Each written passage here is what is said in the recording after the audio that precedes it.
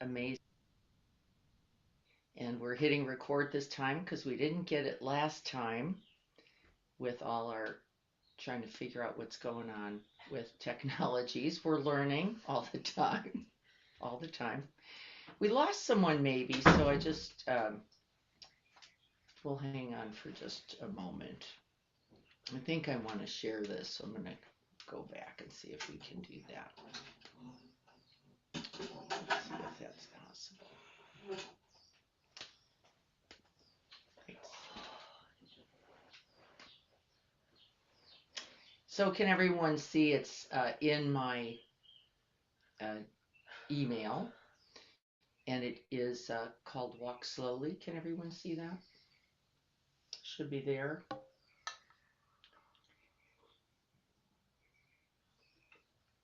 And so we're going to use that few thoughts by Donna Folds this morning, a very prolific mindfulness poetess. We've read many of her works before. This will be one today, as well as a few things from the Buddha himself, of course, only as orally transmitted originally and then written. And so here's where we are, I think. We began our conversation on Saturday, which was, I think, around the 18th, around this second wisdom factor in the Noble Eightfold Path.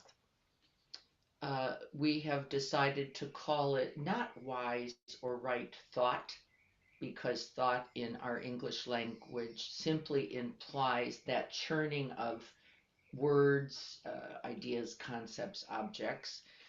So we have elected wise resolve, wise aspiration, maybe wise intention, which is a word most of us well understand.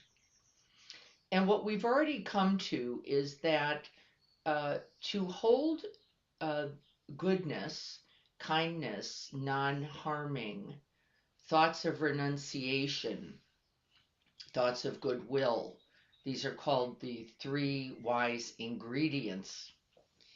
Um, Thoughts of harmlessness, those are the three key.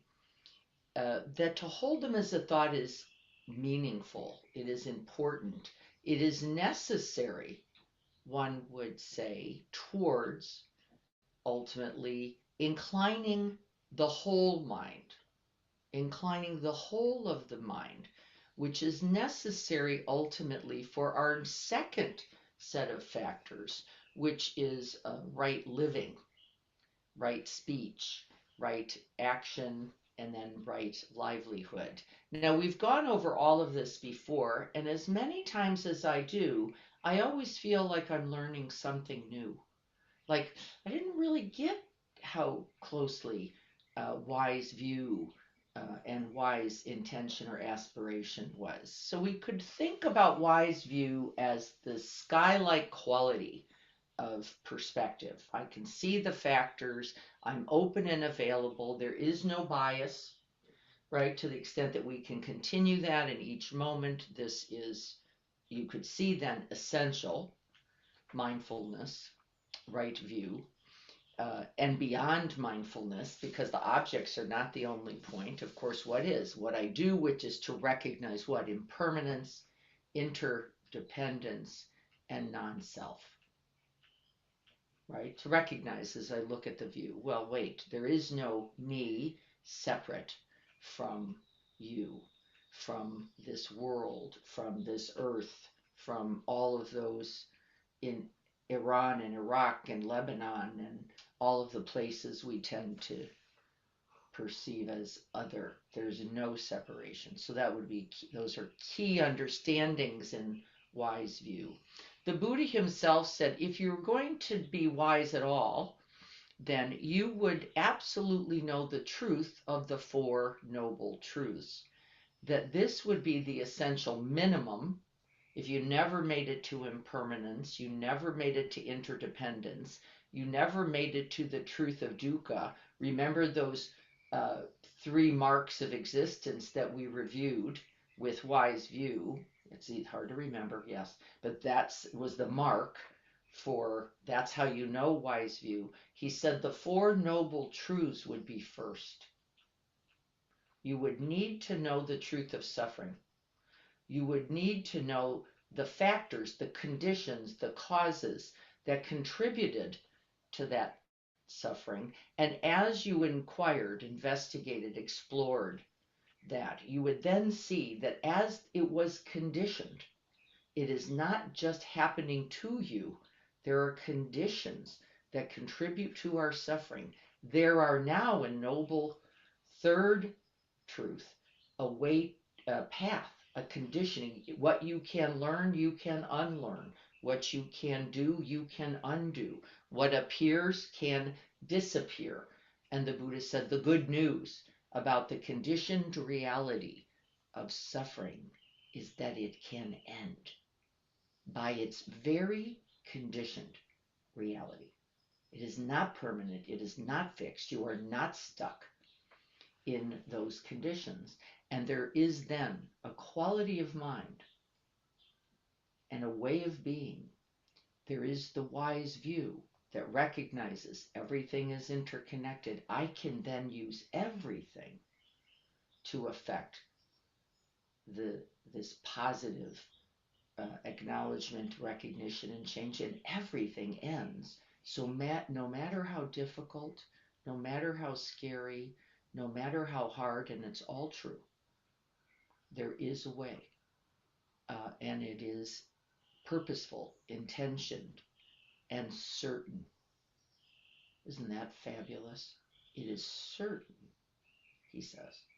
This is not just some of the time or some of the people, and if you only have the right this or the good hair or right enough something, then I could do this. He says, no, the beauty of this is that everyone is endowed with the ingredients needed for this.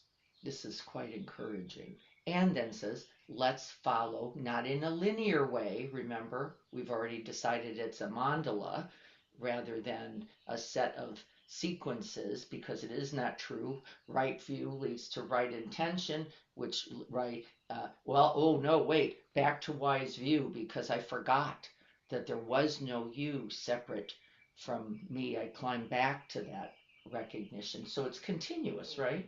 And then I go, wait a minute, there's something I can do with that. There's a way I can nurture that, which might be considered right effort. Different than right action. It's how to sustain it over time. There are two. We'll talk about them. But so let me start there. So I suggested an inquiry, and the inquiry was, what is the inclination of my heart? Mind, remember, not separate. This moment. What is the inclination? What am I turning towards? What am I nurturing? What am I feeding? What am I rejecting? What am I resisting or refusing? How is this contributing to the consequence of my experience as it is this moment? And we know it is significant. And if not, the mother of whatever you are experiencing this moment. This is not done with a harsh voice, says Donna Falls and me. Because if you go, well, there I went again, or there it is, you're going to actually further the harm and incline the mind once again towards suffering. Each time we have that thought, each time we collect and hold that view, we are setting some of our experiences in something like concrete, harder and harder to change, right? And so recognizing them, this renunciation, letting go, thoughts are not me, I am not my thoughts, right? And then seeing if we can't cultivate bhavana, work, turn towards with intention, thoughts of renunciation, or letting go, thoughts of kindness, care, a goodwill, and thoughts of harmlessness. The Buddha says placing the mind towards these will lead to certain happiness and freedom. Could you see why? Could everyone see? Yeah. There would be no me grasping. There's no self clinging. There's no self cherishing. It doesn't mean you don't get to take good care of yourself because that's essential. But that's not from a grasping point of view. That's for the benefit of not only you, but everyone else who's going to benefit from the gift of you in this present moment and in this life experience. Okay, so that's kind of our review. And we did not get the recording, and I apologize, we're doing it for sure. Now, let's read this poem and then we'll talk some more. So this is Walk Slowly. Many of you would have heard this before. It only takes a reminder to breathe, a moment to be still, and just like that, something in me settles, softens, makes space for imperfection. The harsh voice of judgment drops to a whisper, and I remember again that life isn't a relay race, that we will all cross the finish line, that waking up to life is what we were born for.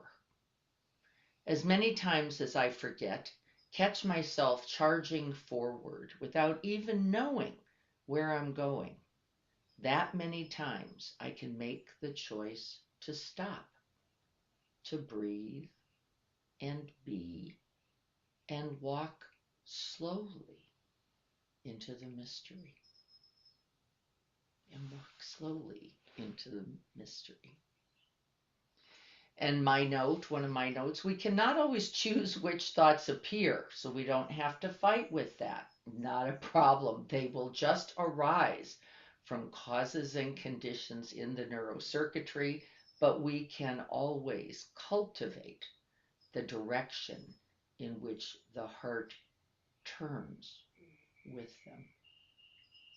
We do not need to use a harsh thought to cause harm.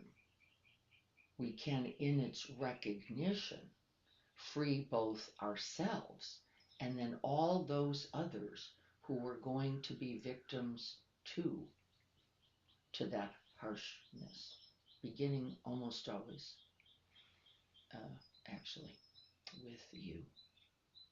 So do we get this idea? I see something in chat. I'm going to go take a look at it and see what we all have to say about this so far. The very pause, an act of kindness. Can't hear me. I don't know. Dennis, once again, maybe something you're doing, or put in headphones, maybe. I'm not sure. Sometimes our own computers go down, and then it becomes a little more difficult. So what am I training my heart today? So the question I asked is, what am I inclining my heart towards right now? But in wise resolve, wise aspiration, wise intention, and remember the translation, wise thought, but we're careful. We're going to ask now the question, what am I training the heart towards today? Because whether you recognize it or you don't, you are training. That which we repeat grows stronger. That which we repeat on purpose grows stronger still. The very intent, the very aspiration actually feeds and fuels right condition for those few thoughts to actually gain, we'll call it weight, value, and volume, in a way that the random thought, just coming and going, will not determine you. Will not determine you. So we do not need to get into power struggle with random appearing thoughts. You just go random thought. Joseph Goldstein, we're going to talk about some of his fun um, opportunities for working with thought. He says, hateful thought and the sky is blue. We just neutralize that thought, right? He does a couple others that we're going to review today. What do I do with that thought so that I don't turn it into something about me, but rather the conditioning and causes that have come really now throughout all time? I don't have to take claim of them. Well beyond your parents, their parents, and theirs. Really, the momentum of those things coming throughout all time, as well as what then? The skillful, beneficial, kind, compassionate, and loving response, which is possible every moment, isn't it?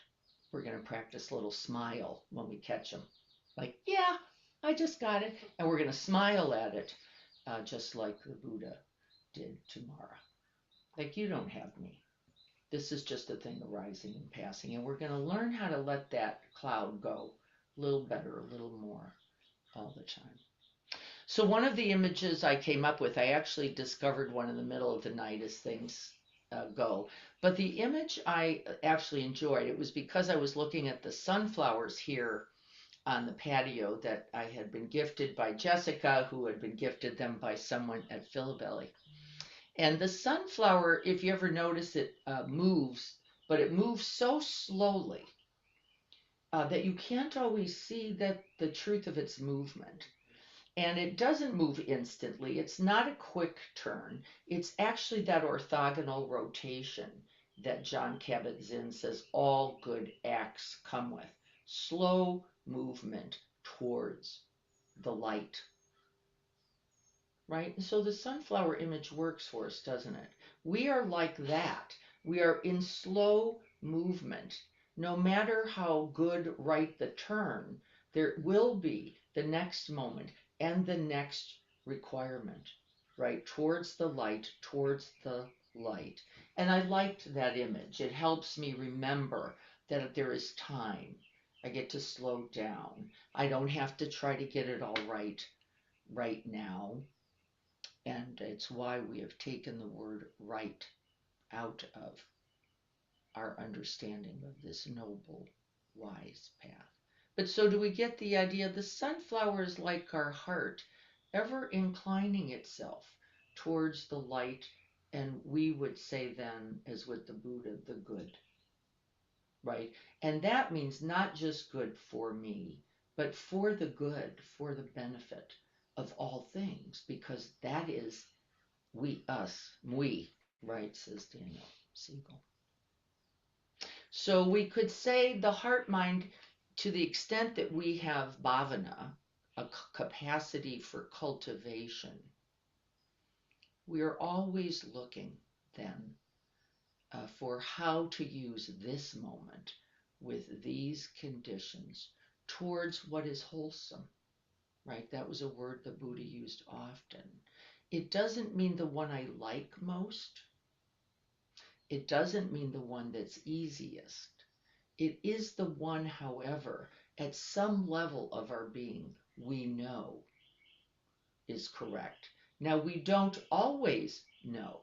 Sometimes a little, like, I don't know, I'm going to try this. I don't know if that's going to work. I'm going to try, right? I'm having an issue with a family member right now who I love, and I'm going, I don't know what to do yet with this.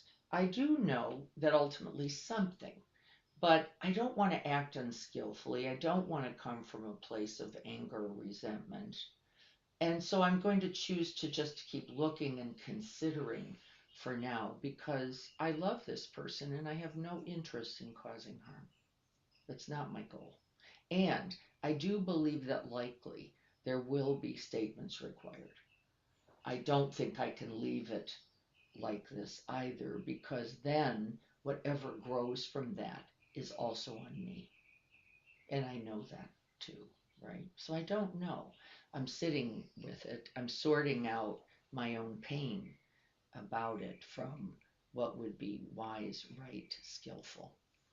And then hopefully with some interest in using right speech. So we intentionally turn the mind and nourish this chosen path. If you don't know the path, it's hard to nourish it, which is why the Noble Eightfold Path was developed to go, this is towards the good. This is always towards the wholesome. We can always do this. And if you don't know it, you might flounder more. Like, I don't even know what to do with this. I love not knowing, and I love the inquiry. What is required there, as we know, is always a pause. Skillfully, lovingly, wisely pausing. Don't know yet. I'm not going to take an action yet. So the Noble Eightfold Path could also be understood, I believe, as varying, or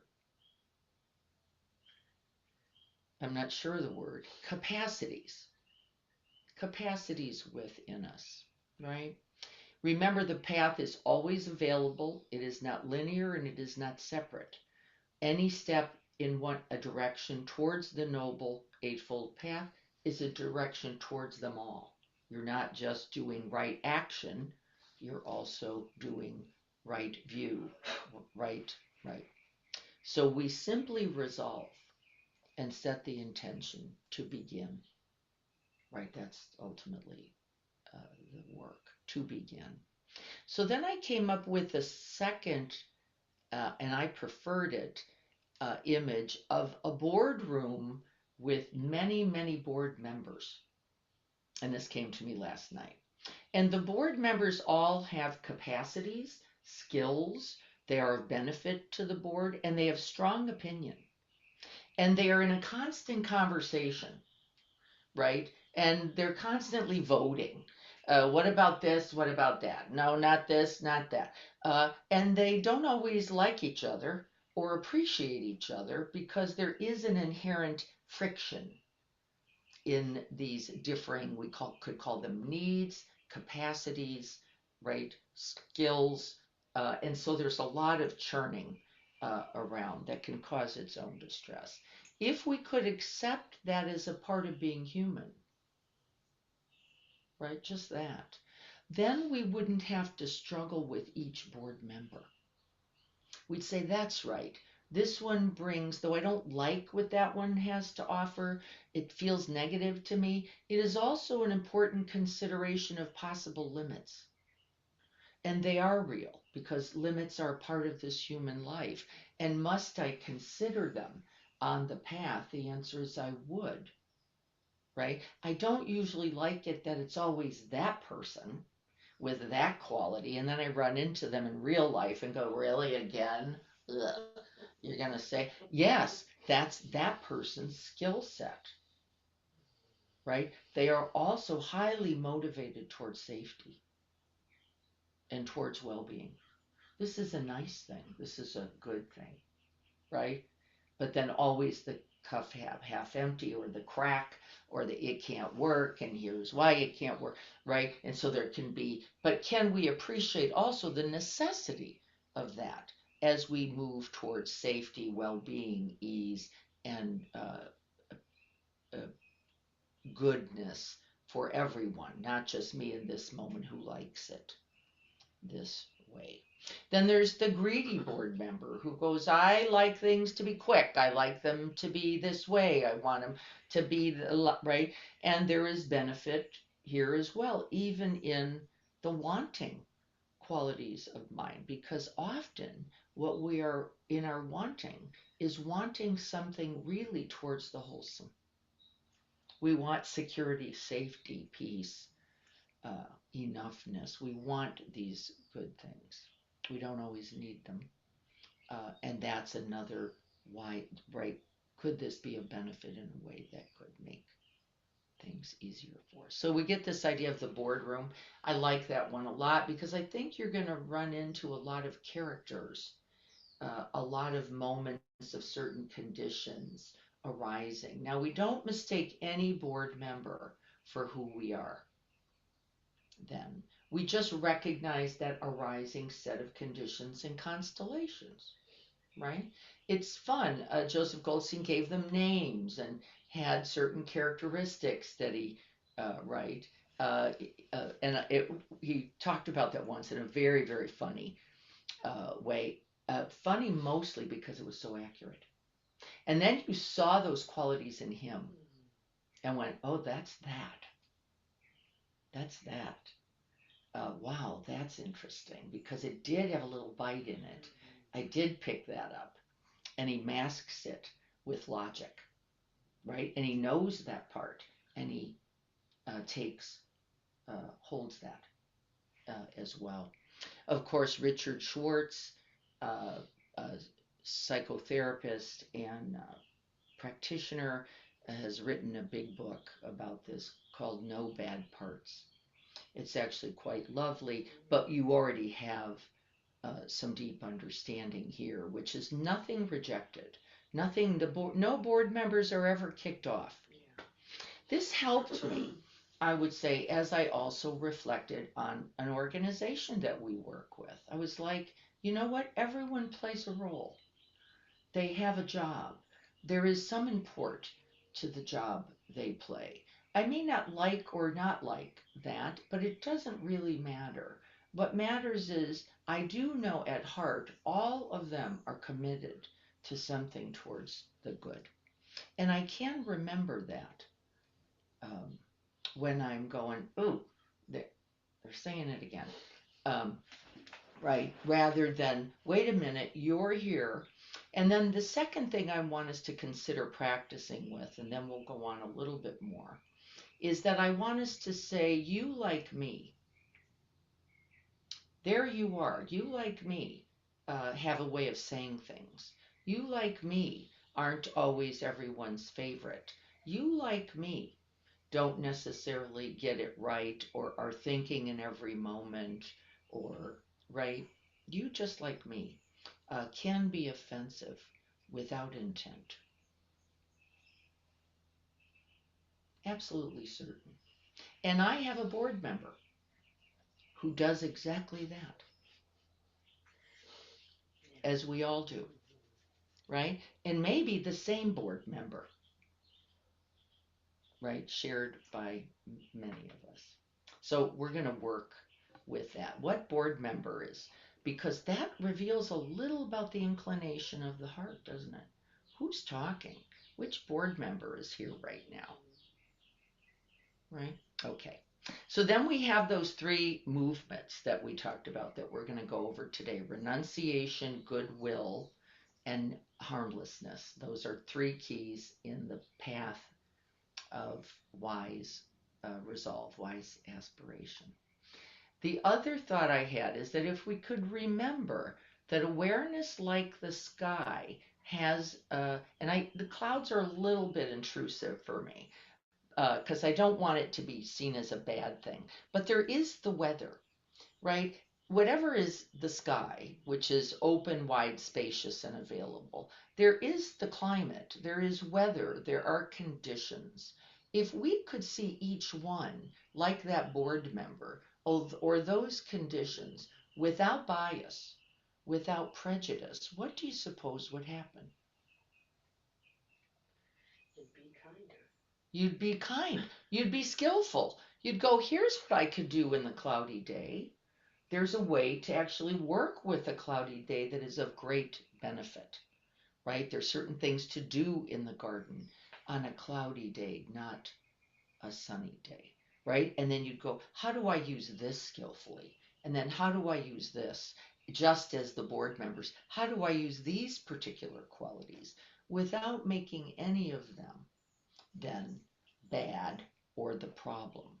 It doesn't mean you're going to like them equally. Because of what? Your bias, your preference, and your prejudice. And by the way, knowing it is just fine. I prefer chocolate to vanilla. It's okay. I just can't condemn vanilla now, right?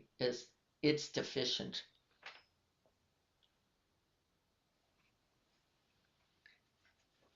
I saw just a slightly large thing go running by, and we think we have a raccoon.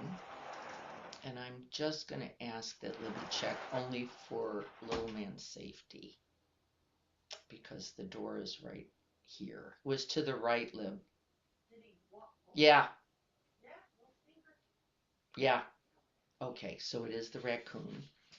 And we're going to be safe and make sure nobody gets hurt there. We have a friend eating our fruit, and why not share, right? Loves tomatoes, evidently. Okay, so we all get this idea.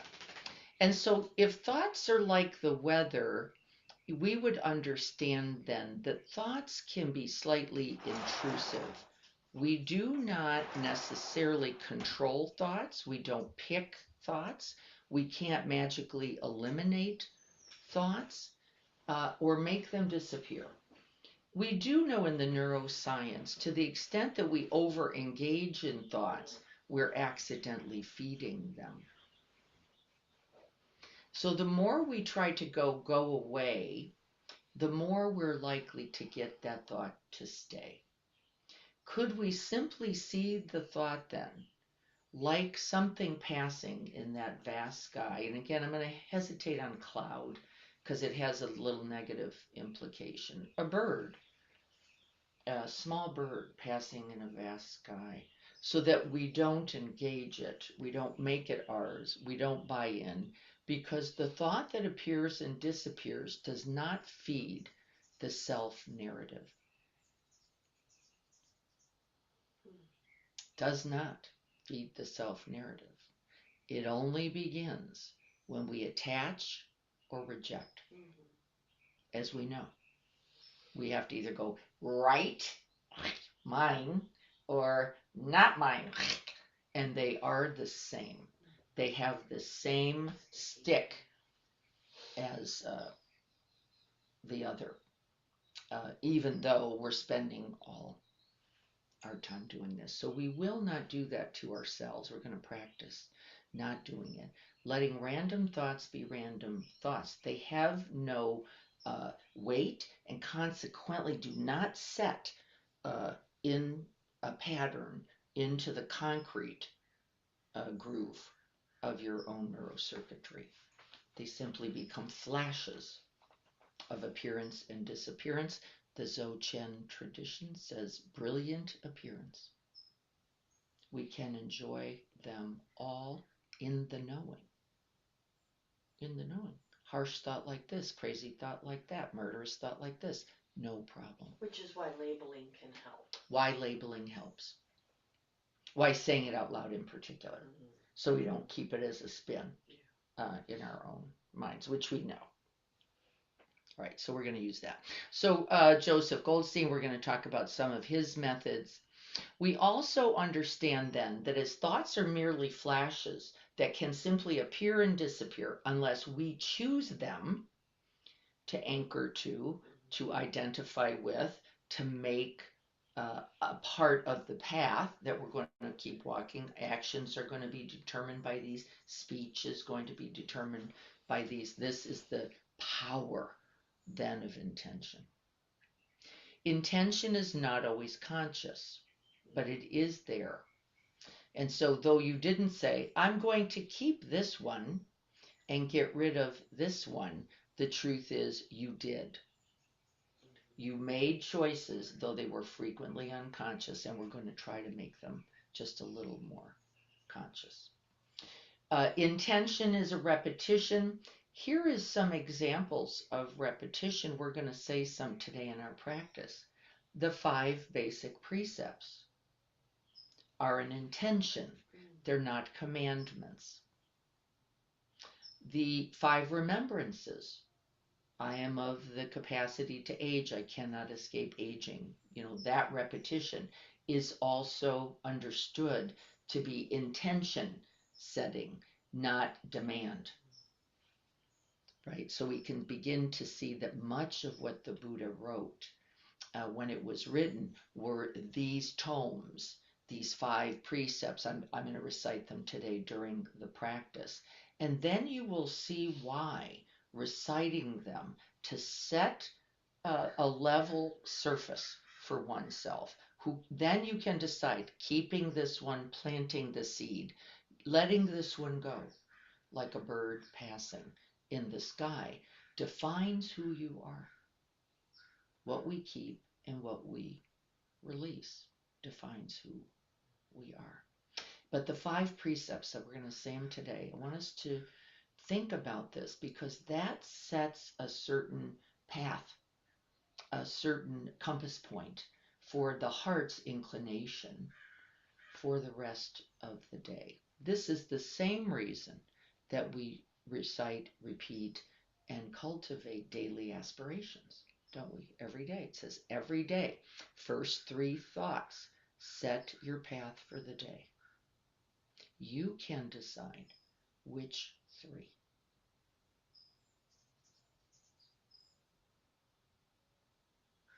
When we then recite things together, we are giving them greater weight, volume, meaning, and the potential for their strength in the neural pathway is much greater. I watched a little documentary yesterday called Shipwrecked. It was recommended by my friend Adrian, and we haven't been able to get to it. We finally did. It was quite gripping for a lot of reasons, but the number one reason was that we all know we can be that vulnerable. We all know, whether we're on a ship or not, that there is one moment away from something going goink sideways where you have no power, you are helpless, you are powerless, and the only thing you do have then is the quality of your own heart mind.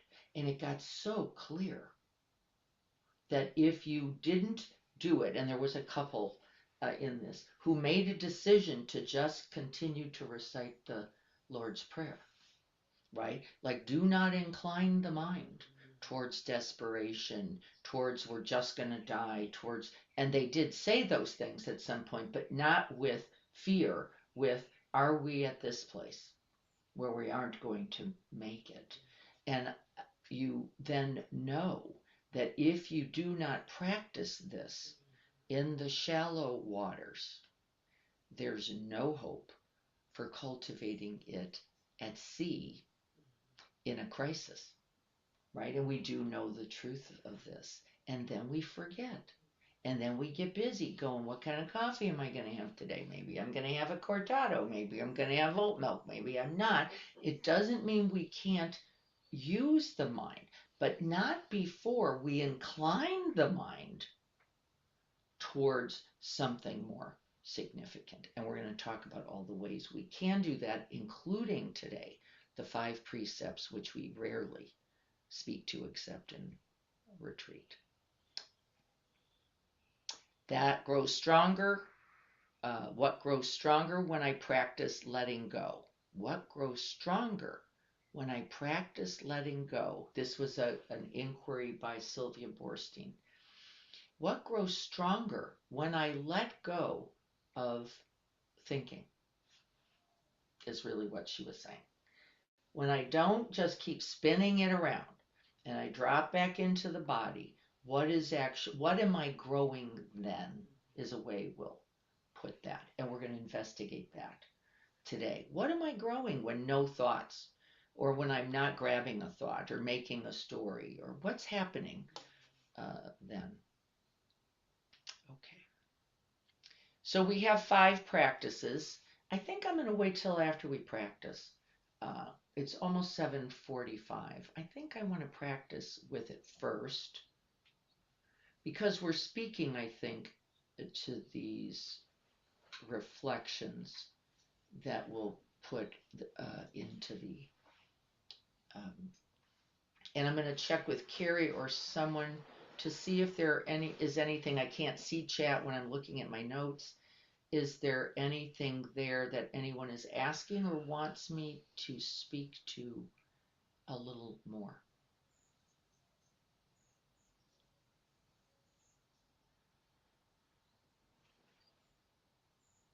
Does everybody get this? Everybody look at everybody else on Zoom.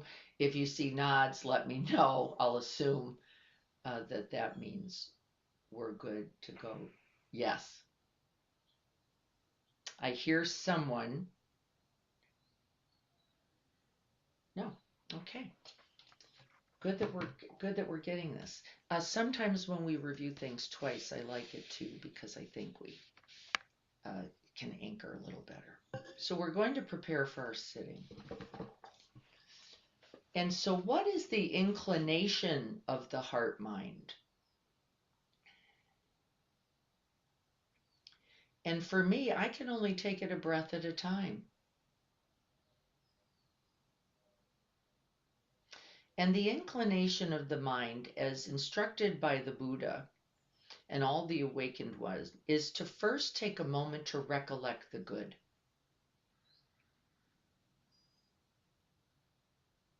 That's the first inclination of heart mind, that we recollect the good. And we recollect it first as coming from all that has come before. All the awakened ones, all the mentors, coaches, loved ones, all those who cared about, built things, worked hard, not only for themselves, but for the good of all peoples. And they are infinite, uncountable.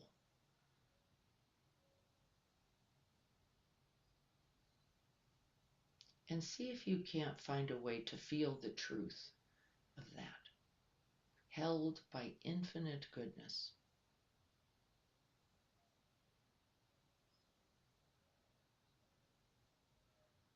And you may recollect a few.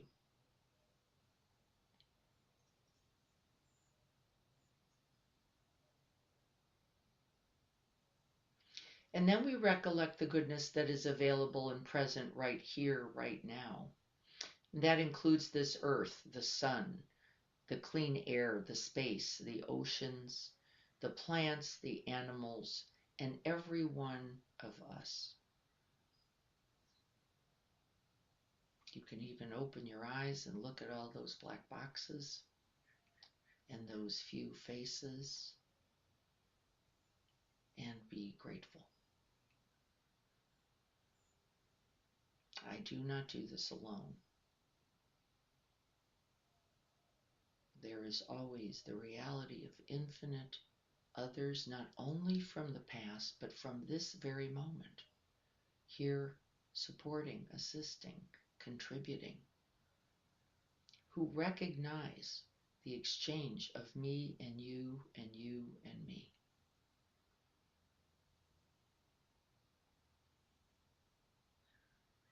And breathe that. Take it in. And let it inform the body mind. Let it touch the heart.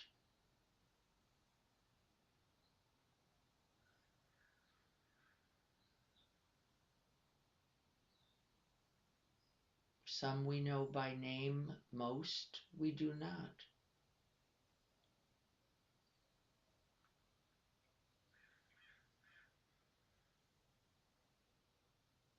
Let the cells remember. Breathe it all the way to the bone and then into the bone marrow itself. The reality of goodness alive, present, around me, within me, and in all beings.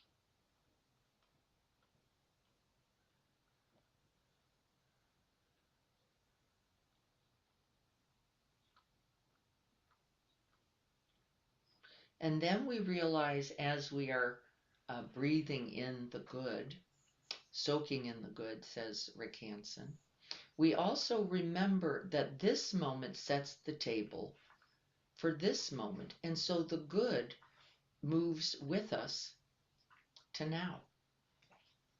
into the future, and then to now.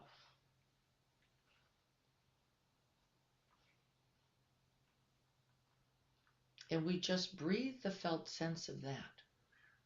Now, body, heart, and mind infused with the good. Inclining the mind.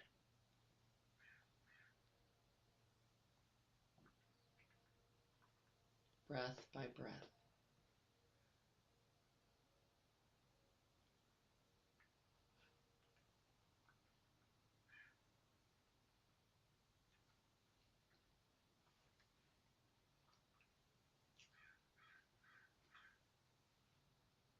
You will be noticing other thoughts. Remember those random, conditioned appearing thoughts? They are no problem. We smile is the instruction, and let them pass like a bird crossing the vast sky. They are not me, they are not mine. They are conditioned throughout all time. Let them come and let them go. And smile.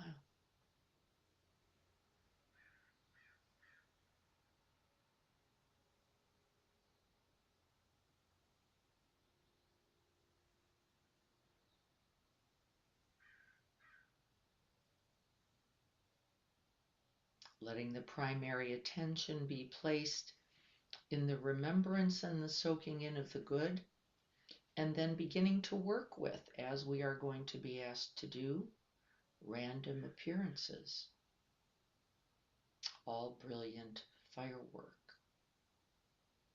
a burst of light in the sky, appearing and disappearing.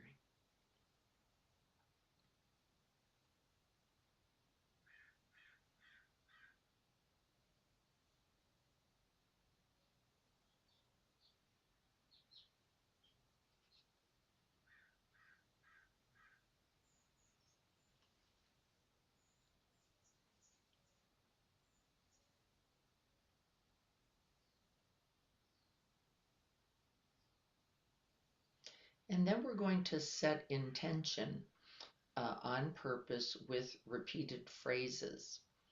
I'm going to ask that as we repeat these phrases, I'll repeat them, you just breathe them in. You're going to be inquiring in a very gentle and friendly way. How does this thought lead to freedom, release? What thoughts am I thinking that lead towards contraction, numbness, rejection, pain, fear? No judgments about them, simply the recognition with the smile. All thoughts recognized are now simply building blocks for the path.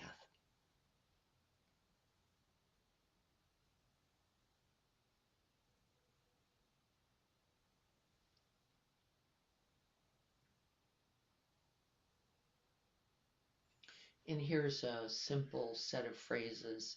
I will be putting these out so that we can make decisions about reciting them. Remember, that which we repeat, recite, remember, and repeat again grows stronger. Today I undertake the path of non-harming.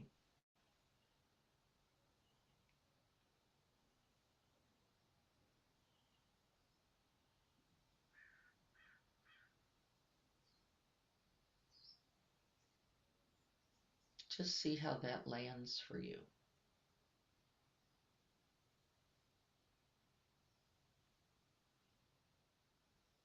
The path of non-harming. This does not mean that we are non-harming or have only non-harming thoughts every moment. You don't have to go, uh-oh. But we're setting that inclination of the heart-mind. Not perfection, It's not required.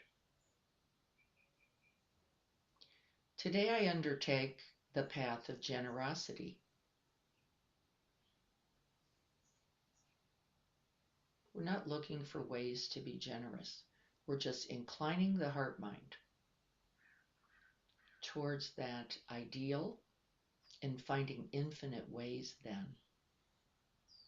throughout the day in which to practice to be it.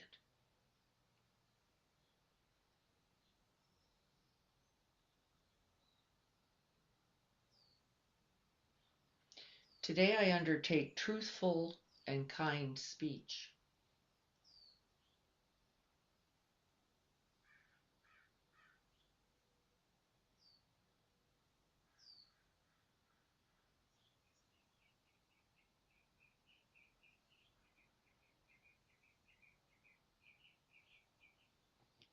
Today I undertake respect for my body, this body, and every body. I undertake respect for my body, this body, and every body.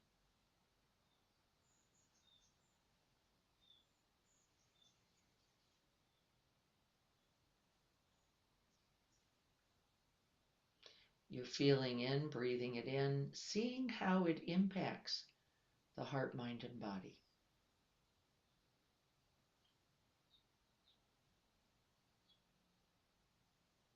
If you're noticing harsh thoughts, if you're noticing fearful thoughts, I don't think I can do that.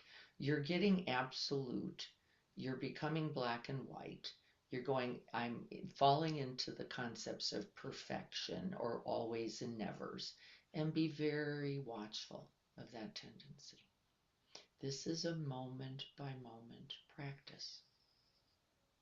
Just this one breath.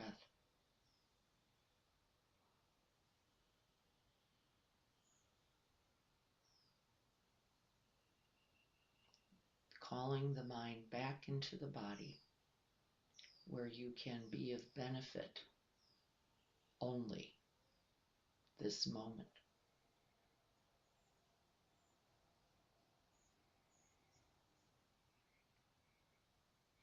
Today I undertake clarity of mind, clear seeing wisdom, knowing and opening to not knowing.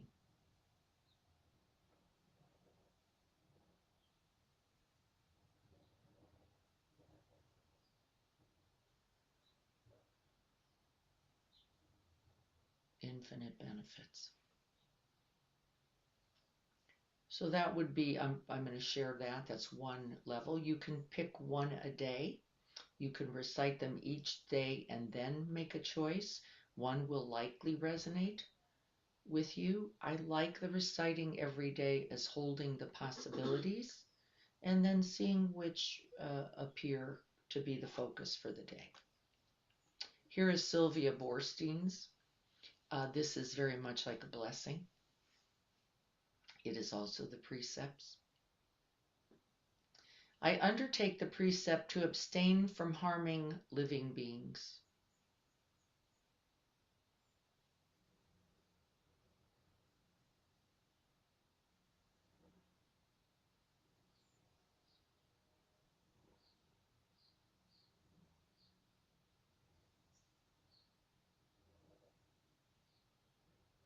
I undertake the precept to abstain from taking that which is not freely given.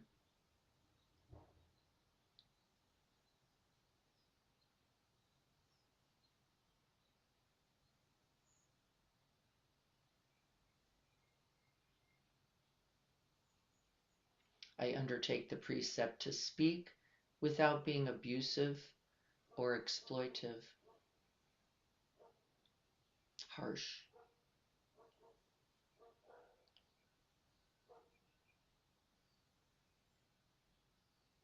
I undertake the precept to abstain from sexuality that is exploitative or abusive.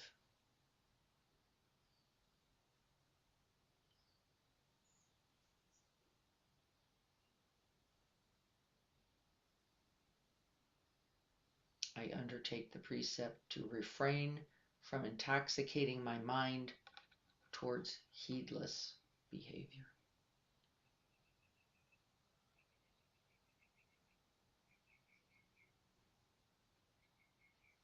The commitment to turn oneself towards affirming wise, kind, and compassionate behavior is the greatest medicine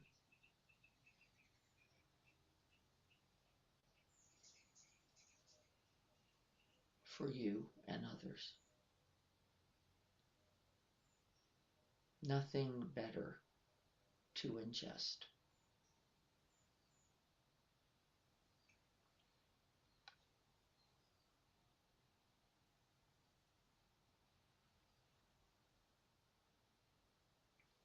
And then this is another version offered for relationship, and I also very much enjoyed it.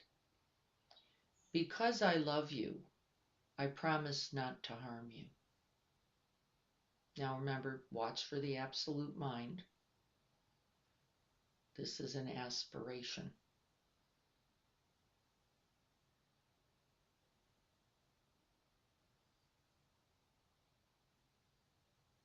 Because I love you, I promise never to take anything you don't want to give me.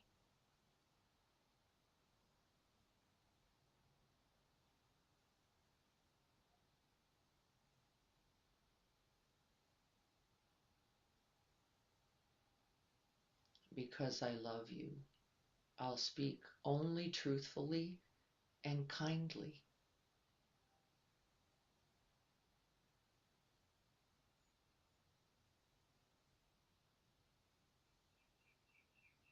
Because I love you, I'll respect your body and treat it with love.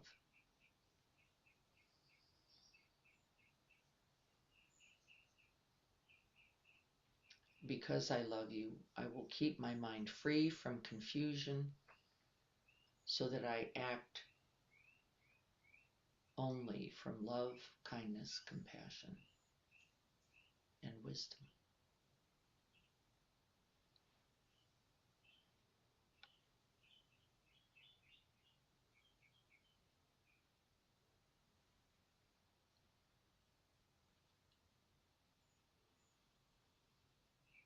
And just see which phrases, qualities, words are available here for you.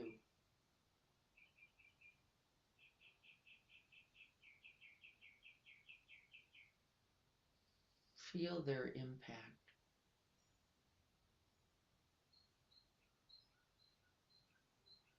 And watch the mind's habit to reject them because we can't be perfect in them, or to take them on as some kind of mission. An aspiration is held intently, repeated often, and we already understand the realities of imperfection. No one's going to get it all right. That's not the practice. It is to continue then to incline the mind in that moment towards the good.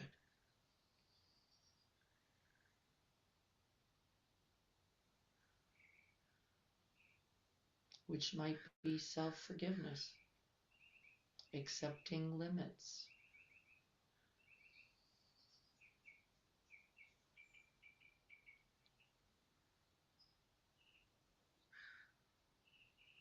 understanding our own judgmental, critical, condemning board member.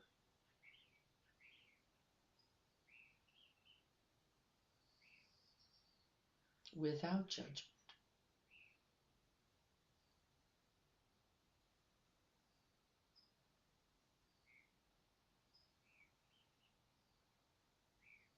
And noticing the random appearing conditioned thoughts, smiling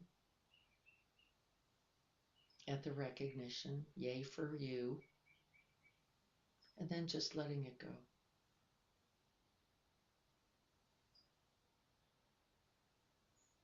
Thoughts about the day, thoughts about the self, thoughts about others. They are nothing but the passing firework until we take claim.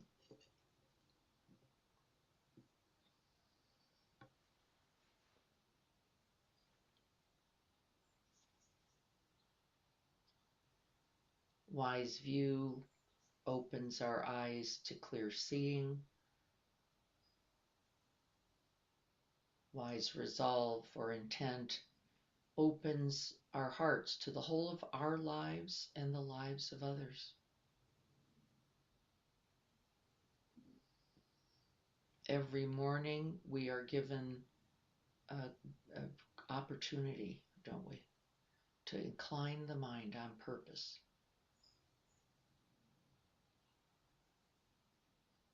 towards that which can be of benefit, that which is wholesome, that which is the path to the end of suffering, towards the good. We get the privilege of this precious human life to choose. Isn't it amazing? Again and again. Our being this moment and our becoming in the next.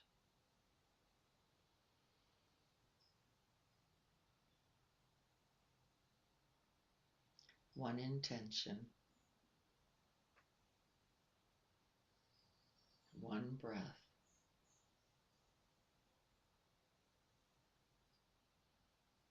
one moment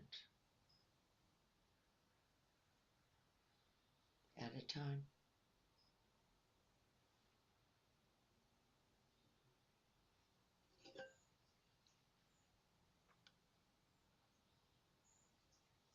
This is how we all awaken.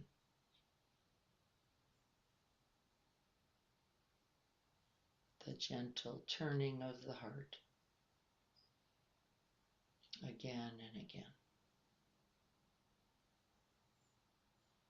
towards non-suffering, towards non-hatred,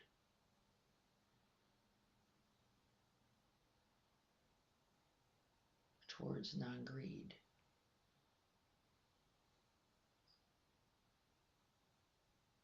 and towards non-confusion.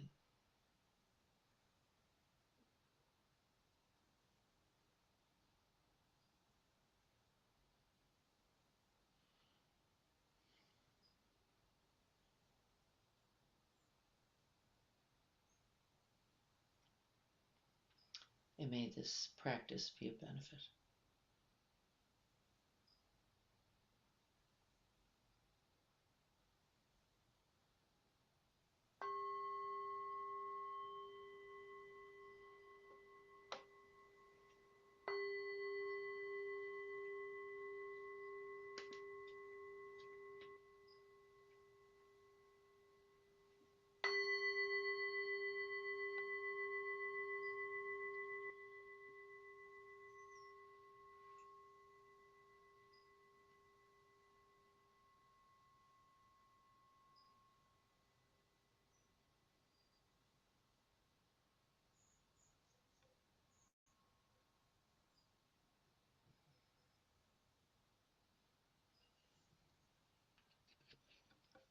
So before we review the few practices for the week, just going to check in and see how we're doing.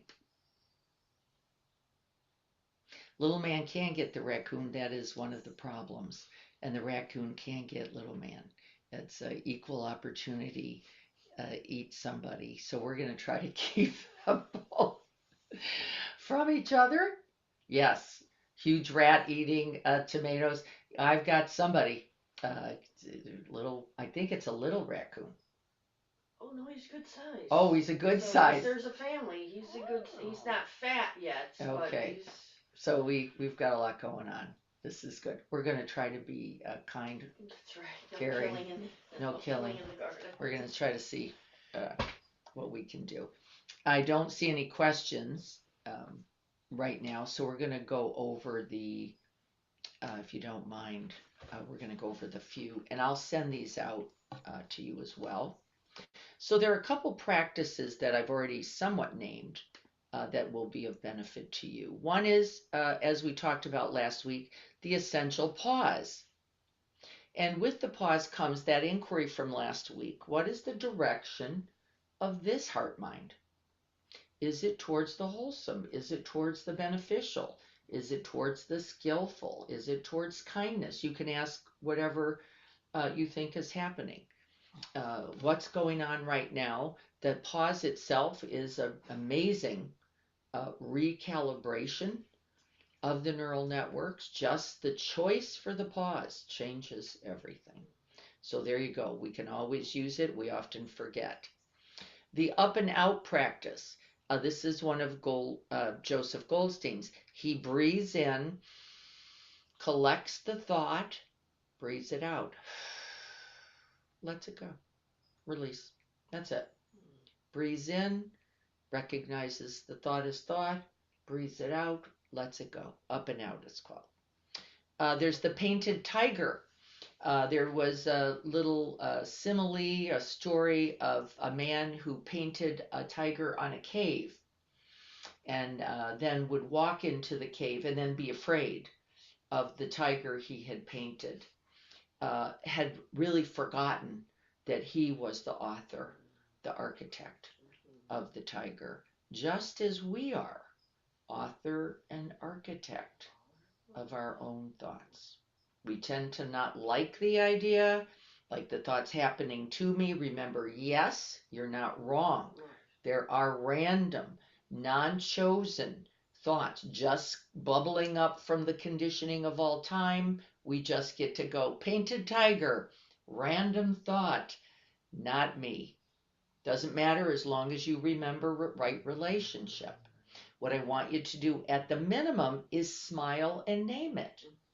At the minimum, we know it's going to break the habituated momentum. Smile, not gonna, oh no, not gonna be hateful. No, I'm not. No, I'm not. Silly thoughts. Little fun little thought you've got there. Thought is thought. Right? Thought is thought. Don't climb into the painting. Don't climb into the painting. You're going to get lost in there. Noticing, smiling, climbing out, giving yourselves a breath, taking a few, and then that labeling is dramatically helpful out loud. There's an out loud helpfulness. I don't do it to this day. I tend to call them out. I know I can hear me better, but I'm highly auditory. When I say it silently, it just becomes one more piece of that painted tiger. I just added a bell to the tiger. I just added, like a random thought, right? Um, right. And so we have to stay with ourselves. Remember the willingness to stay that we talked about in Wise View is essential here. We cannot cultivate this path or these practices if we dash. Now remember, random thought, smile, random thought, let it go. There's not more to do. There is not more to do. We let them be just as they are. There is the capacity to begin again. Can we simply remember this? Let me begin again. I don't even have to deal with that. I'm here now. By time you have caught the thought, it is past. Right? We all know this. When you finally see the thought, you've already had it. You don't need to do more except begin again. Right? Begin again. Let me start back here. Because it's already, I don't have to turn it into an anything. And then at the end of the day, I like the idea. What inclination of my heart shaped the day? What was that mostly occurred? What was happening? What was the ground? What is the path upon which most of this day, most of this mind, and most of this heart rests? Inclination of the day. And then how may I work with that? How am I going to be with that? Not reject it, not condemn it, not get rid of it, but how do I use this very knowing to set the course for a good night's sleep and then for the very next day? And that means what? You do not take it in as me, mine, I. You go, okay, inclination, caught some things, now I'm noticing some other things. What an opportunity this is. And in fact, it is only an opportunity. It is not more. You decide that. Simply an opportunity. I got little man in my lap. I'm a little curious about what he's doing. He was starting to fall asleep again. Oh, you go. Are you resting? Yeah, he was. Are you resting? Okay. Fall asleep. Are you just taking a little rest? I thought maybe he made contact with the raccoon smell or something. Chilling. Anything else that we need to know for right now? I think we've got this pretty nicely lined up. I want you to look at some of the recitations for your morning. You, of course, can make your own. Find the one that suits you. But what we recite, repeat, is what we remember and live, right? Which is why we have our Bodhisattva prayer at the minimum, right? Okay. Everyone okay? Nothing else to do. This will be our last conversation for now, though we will continue having them on wise resolve. We are going to be going on Saturday to wise speech. So much to say about wise speech. So much to say and practice with. All right, everyone. I think if there's not more, we will say our Bodhisattva prayer. So gathering that heart mind once again in the body. Some of us have furry friends near us. Can offer that, include them in it.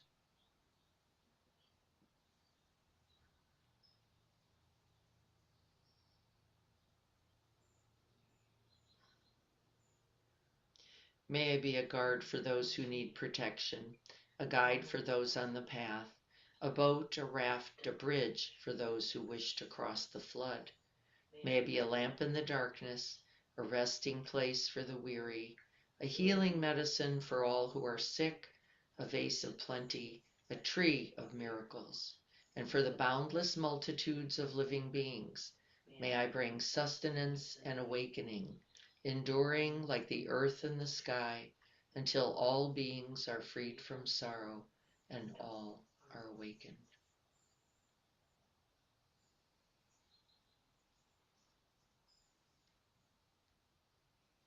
May I be happy, and may all beings be happy.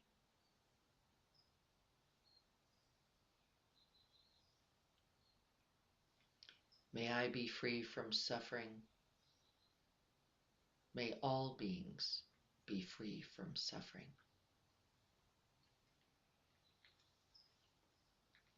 May I enjoy the blessings of this human life. May I contribute that all beings might enjoy the blessings of this human life.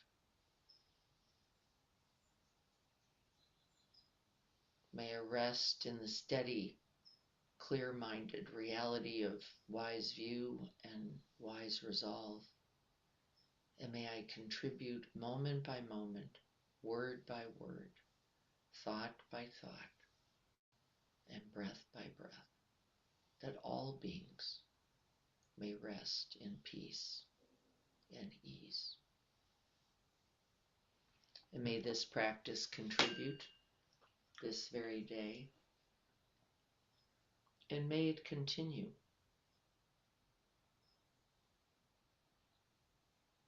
So be it.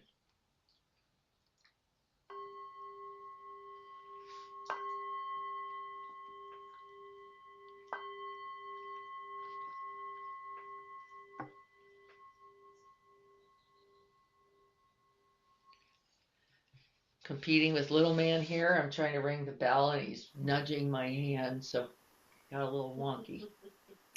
perfect in the perfect way. Let's see. Can everybody see? There he is. Hey, little man. There's little man. Thank you all so much. Diana, can I just ask? Tomorrow morning's my big surgery, so I just want to ask everyone to put some good jujubes out there for me, please. We'll do that for absolute certain, Felicia. You can count on us to do so. I will Thank you. also write that in my notes today so that everyone can remember.